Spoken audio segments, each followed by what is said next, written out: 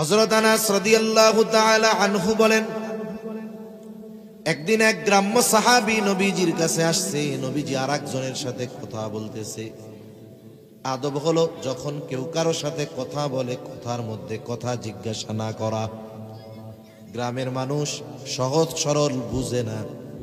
নবীজি ওই ব্যক্তির সাথে কথা বলতেছে, সে তাড়াহুড়ো করে নবীজির কাছে গিয়া বলে, ইয়া রাসূলুল্লাহি মাতাসসা, হে আল্লাহর রাসূল, কিয়ামত কখন হবে? নবীজি কিছু বলেন না। লোকটা দাঁড়িয়ে আছে, অপেক্ষা করতেছে।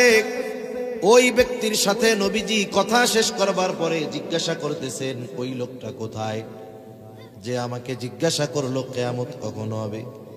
এবার লোকটা বলে, ইয়া রাসূলুল্লাহ, আমি জিজ্ঞাসা করেছি, কিন্তু এই জিজ্ঞাসার মধ্যে তার উদ্দেশ্যটা ভিন্ন মনে হচ্ছিল।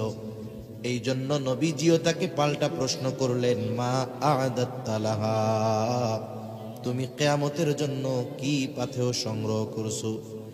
কারণ তার প্রশ্নের মধ্যে ভাব মনে হচ্ছিল এইরকম যে সে কিয়ামতের জন্য রেডি, কিন্তু কিয়ামত আসে না। এই জন্য জিজ্ঞাসা করতেছে যে কিয়ামত কখন আসবে।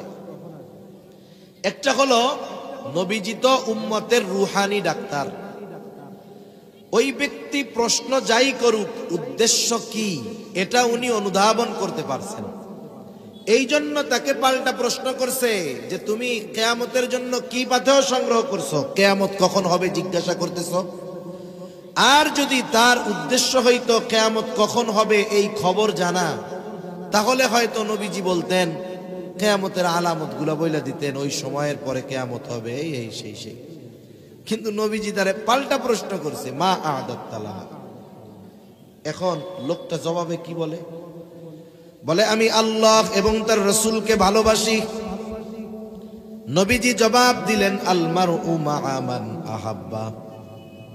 লোকটা এবার এই জবাব শুনে বাড়ির দিকে হাঁটা দিল, যে যাকে মোহাব্বত করে তার সাথে অবস্থান করবে। প্রশ্ন করছিল কি? বলে, কিয়ামত কখন হবে? জবাব শেষমেশ হইল কি? বলে, যে যাকে মোহাব্বত করে তার সাথে অবস্থান করবে। আসলে ওই গ্রাম্য সাহাবী কিয়ামত কখন হবে মূলত এটা জানতে চায় নাই। তার উদ্দেশ্য ছিল কিয়ামতে জান্নাতে যখন যাব কোথায় আমি থাকব। যদি সে তার মূল প্রশ্নের মানে যেটা উদ্দেশ্য জবাব না পাইতো, সে আরো প্রশ্ন করত। তার মানে বোঝা গেল তার জানা উদ্দেশ্য ছিল যে আমি তো আপনারে ভালোবাসি, মারা তো যাব, কিয়ামত তো হবে, তাহলে অবস্থা কি হবে? নবীজিও জানায় দিচ্ছেন যে যারে ভালোবাসে তার সাথে অবস্থান করবে। লোকটা বাড়ির দিকে হাঁটা দিছে, আর কিছু বলে না। হযরত আনাস রাদিয়াল্লাহু তাআলা আনহু বলেন, নবীজির মুখে যখন শুনলাম আল মারউ মা'a মান আহাব্বা, যে যাকে মোহাব্বত করে তার সাথে অবস্থান করবে, তিনি বলেন, ঈমান আনার পরে এই কথা শুনে আমরা এতটা খুশি হয়েছি, আর কোনো কথা শুনে এত খুশি আমরা হই নাই।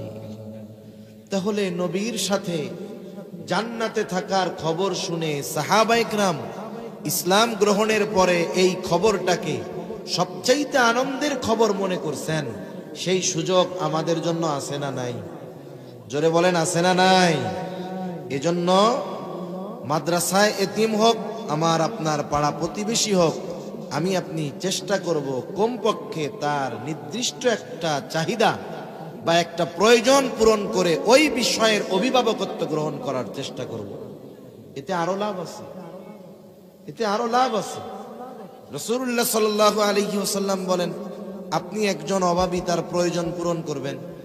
আল্লাহ রাসূল বলেন, আল্লাহ তাআলা তাইলে আমাদের দুনিয়া আখিরাতের প্রয়োজন মিটাইয়া দিবে। সুবহানাল্লাহ।